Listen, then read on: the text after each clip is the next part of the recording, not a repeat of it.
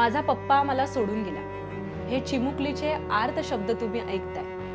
तिचे वडील हयात नाहीत. तिच्या वडिलांचा धारदार शस्त्राने खून करण्यात आला. फक्त उमेदवारीच्या तिकिटावरून त्यांची हत्या करण्यात आली.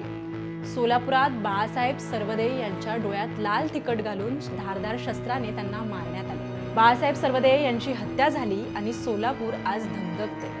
उमेदवारीच्या तिकिटाचा वाद एवढा टोकाला गेला की त्याच्यामध्ये बाळासाहेब सर्वदे यांना आपला जीव गमवावा लागला. उमेदवारीचं तिकीट हे एखाद्याच्या जीवापेक्षा मोठं ठरलं. सोलापुरातील 2 गटातील वाद आता संघर्षाच्या टोकाला पोहोचलाय आणि तो एवढा टोकाला पोहोचलाय की अमित ठाकरेंनी मुंबई सोडून थेट सोलापूर गाठले.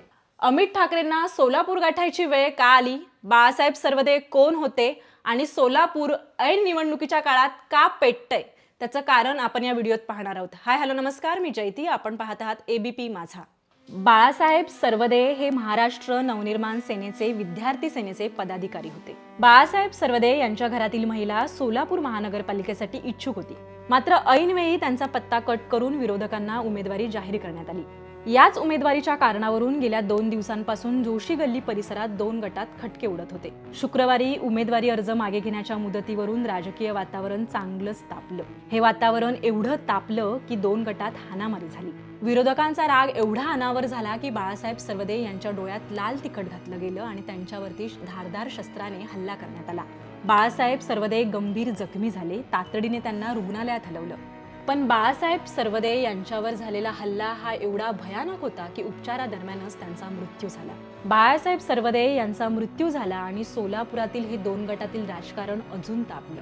फक्त उमेदवारीच्या तिकिटाची ही लढाई राहिली नसून आता ही एकमेकांच्या अस्तित्वाची लढाई झाली आहे. प्रत्येकाला एकदा तरी वाटतं की आपण राजकारण करावं. ज्याला राजकारणात जाण्याची इच्छा असते तो आयुष्यभर संघर्ष करत असतो, पण त्याच्यासाठी जगणं हेही महत्वाचं आहे. फक्त एकदाचं उमेदवारीचं तिकीट मिळालं नाही तर ते आयुष्यावर बेतू शकतं असा विचार सर्वदे यांनी कधीही केला नसेल. राग राग राग म्हणतात तो काय, तर राग हा शब्दांनी मिटतो आणि शब्दांनी शांत होतो.